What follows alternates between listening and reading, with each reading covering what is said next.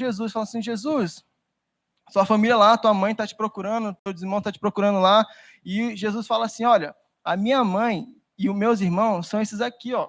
Imagina falar isso nos dias de hoje, Jesus falando assim, misericórdia, ia causar um escândalo, o pessoal falar, ai, machista, não sei o quê, tudo isto, mas Deus, ele precisa, às vezes, trazer com seriedade o seu povo para que o seu povo cresça, entenda que não é mimimi, não é brincadeira, porque Satanás está para matar, roubar e destruir, e nós precisamos entender que às vezes sim, será uma resposta mais dura, será uma coisa que nós não terá da nossa satisfação, não será algo que seja prazeroso para nós, mas no final valerá a pena, mas no final nós seremos consolados e seremos edificados por esse Deus. Quantas vezes eu fui exortado, quantas vezes eu sei que a igreja aqui já foi exortada, e nós crescemos, e nós amadurecemos, e hoje nós amamos ao Senhor. Irmãos, nunca deixei de amar a minha mãe e meu pai porque eu apanhei, nunca deixei de amar os meus pais porque eu fui exortado, porque eu fui disciplinado. Assim mesmo é o Senhor Deus. Quando nós olhamos para esse Deus, falamos assim, nossa, ele é tão zeloso, o meu pai me ama tanto que ele me corrige,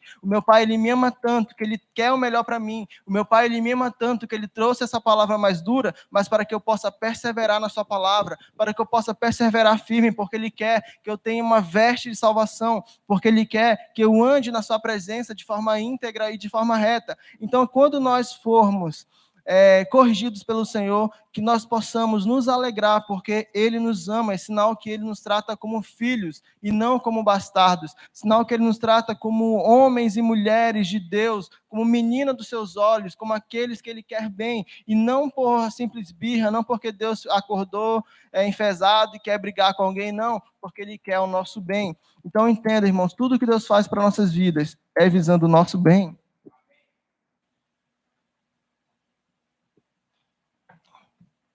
Deus sabe o momento certo de nos corrigir, Deus sabe a forma certa de nos corrigir. Às vezes será uma coisa mais simples, às vezes deverá ser algo mais pesado mesmo para que nós possamos entender a gravidade do nosso erro, a gravidade do nosso pecado, aquilo que Deus quer nos mostrar, olha, isso que você está fazendo é totalmente errado, porque eu tenho certeza que se minha mãe e meu pai muitas vezes falassem comigo de forma branda, de forma tranquila, em determinadas situações, eu não iria aprender da forma que eu aprendi, como ela me ensinou, na correção, no castigo, na peia, muitas vezes.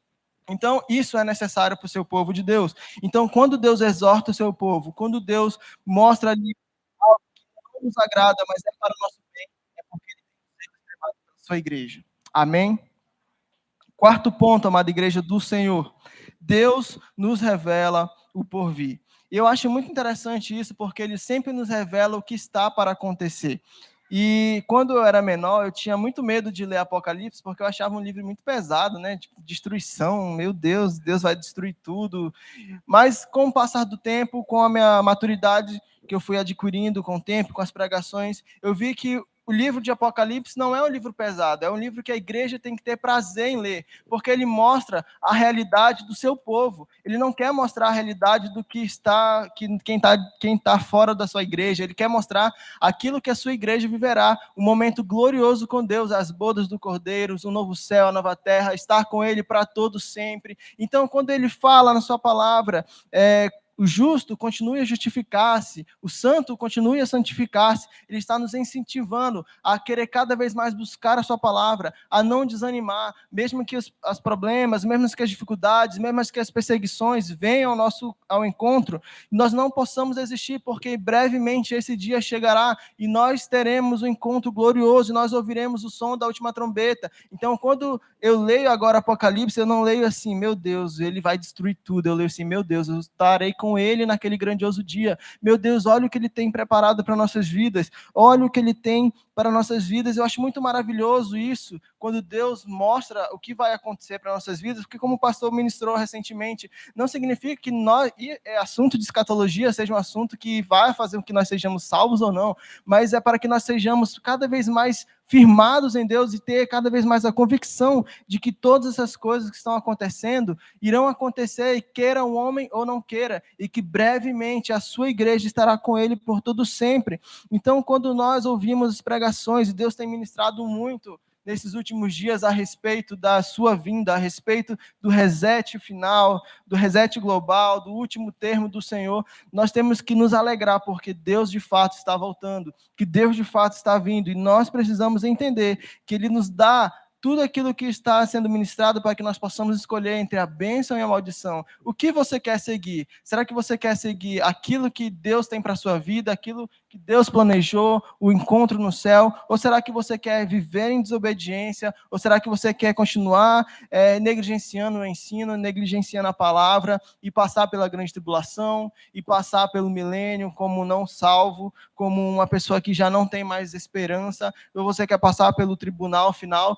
O que você quer para a sua vida? Então, quando Deus está ministrando isso, Ele está nos advertindo, porque isso vai acontecer. E Ele quer que todos da sua igreja estejam cada vez mais cientes de que a sua vinda está próxima. E que Ele quer que nenhum que esteja aqui se perca. Ele não quer que nenhum que esteja nos assistindo pela internet se perca. Ele não quer que nenhum que quando houver o som da trombeta, nenhum fique. Ele quer, pelo contrário, que todos nós subamos com Ele. Ele quer que todos nós participemos da sua ceia maravilhosa, das bodas do Cordeiro. Então, quando nós ouvimos a cada vez mais palavras sobre o arrebatamento, palavras sobre o juízo final, palavras do que há de acontecer, muitas vezes a pessoa fica tentada e fala, ai meu Deus, de novo, já sei sobre isso. Não, irmãos, que possamos nos alegrar, porque Deus está mostrando ao seu povo que Ele está próximo. Ele não quer que percamos de vista a nossa esperança. A palavra diz que isso é a nossa real, é a nossa firme esperança. Se o cristão não tem a vinda do Senhor Jesus como a sua esperança, ele é um homem mais infeliz dessa terra, porque o desejo do cristão é se encontrar com Cristo. O desejo do cristão não é apenas, eu quero ir para o céu, eu quero ficar no céu de boa, não. É encontrar com o meu Salvador, é encontrar com aquele que me redimiu, é encontrar com o meu noivo, é encontrar com aquele que tem o poder e que me tirou do império das trevas e me transportou para o reino do Filho do seu amor. Então, quando nós ouvirmos cada vez mais as palavras que estão sendo ministradas a respeito da sua vinda, a respeito do seu plano perfeito, que possamos nos regozijar, que possamos alegrar-nos, porque Ele está às portas e o desejo dele é que nenhum de nós se perca. É por isso, irmãos, que nós precisamos amar a Deus e segui-lo de todo o coração. É por isso que nós precisamos amar esse pastor que cuida de nós e que não é um pastor mercenário, que foge, que deixa as ovelhas à deriva, não. Ele é um pastor que nos ama e que tem zelo pelas nossas vidas. Sim, Deus é um Deus zeloso. Sim, Deus é um Deus de paixão. Sim, Deus é um Deus que nos ama. Sim, mas Ele nos corrige. Deus é um Deus de amor, sim, mas Ele é um Deus de justiça. Em breve, tudo aquilo que está sendo ministrado, em breve, tudo aquilo que está sendo colocado acontecerá. E nós temos que entender que, brevemente, nós ou estaremos ao lado dele, ou estaremos contra ele. Que em nome de Jesus possamos estar ao lado dele por todo sempre. Esse é o desejo da sua igreja, deve ser o desejo das suas ovelhas.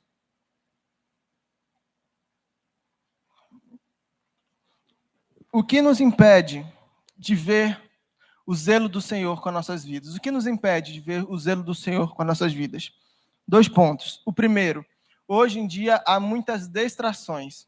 Hoje em dia nós vemos a rotina é puxada, temos várias coisas que fazem entretenimento, né? Várias opções de entretenimento, e o ser humano cada dia mais tem se afundado nisso. O ser humano cada dia mais tem se afundado nisso aqui, celular. O ser humano tem cada dia mais se afundado em trabalho. O ser humano tem cada dia mais se afundado com as coisas aqui dessa terra e tem se esquecido das coisas do alto. E quando eu falo do ser humano, eu não estou falando dos que estão lá fora, eu estou falando principalmente aqueles que estão dentro da igreja, pessoas que estão dentro da igreja, mas estão preocupados com a promoção do seu trabalho, estão preocupados com a casa que vai sair, com o carro que você vai comprar, estão preocupados com, sei lá, se vai ter um filho, se não vai ter, se vai casar, se não vai casar. Então, nós temos que entender que isso, às vezes, distrai o seu povo de Deus, isso, às vezes, faz com que nós não entendamos e não vejamos que Deus, diariamente, tem nos instruído na sua palavra, tem a vontade que nós amadureçamos, tem vontade de nos corrigir, tem vontade de revelar o que está acontecendo para que nós possamos escolher a bênção, mas nós estamos tão preocupados com o que está aqui na terra, nós estamos tão preocupados com o que está aqui no terreno, no natural, tudo aquilo que se destrói, tudo aquilo que se corrói, e esquecemos que Deus irá arrebatar o seu povo, e esquecemos que Deus está aqui, meu filho, eu estou chegando, meu filho, ei, desperta tu que dormes, porque a vinda do Senhor está bem mais perto do que quando do princípio cremos. Eita, quase que não sai, glória a Deus. Então, nós temos que entender que a primeira coisa que que nos impede são as distrações. A segunda coisa é o nosso próprio eu. É às vezes que nós ouvimos e nós sabemos o que Deus está falando.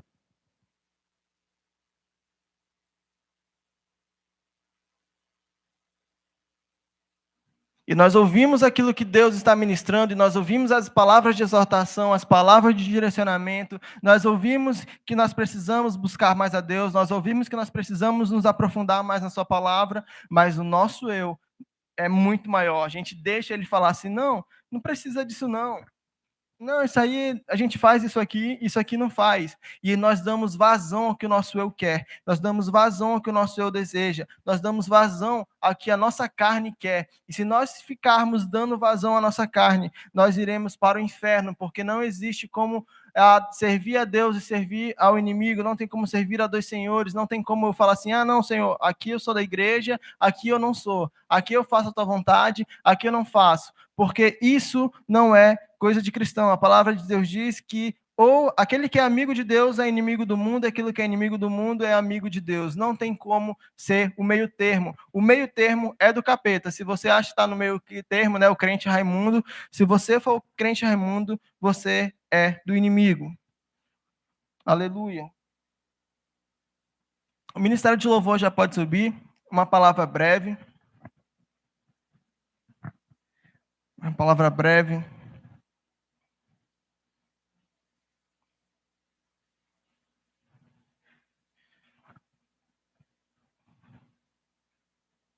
Irmãos, aqueles que são cuidados por esse bom pastor, por esse pastor zeloso, estará sempre protegido. Aqueles que são guardados pelo pastor zeloso, estará sempre no caminho certo. Aqueles que ouvem a voz do seu pastor, aqueles que ouvem a voz do pastor divino, do pastor zeloso, jamais perecerá, porque ele estará no caminho certo. Porque ele estará no caminho certo, porque ele ouvirá a voz de Deus, ele terá o bom pastor cuidando dele, ele terá o bom pastor conduzindo, o bom pastor direcionando, o bom pastor à frente dos seus planos, e assim poderemos dizer: a quem temerei, o que meu Deus não pode fazer. Assim podemos cantar e declarar Salmos 23 com todo o nosso coração, dizendo: o Senhor é o meu pastor, nada terei falta, o Senhor me corrige, o Senhor quer ver eu cada dia mais alcançando a maturidade de Deus,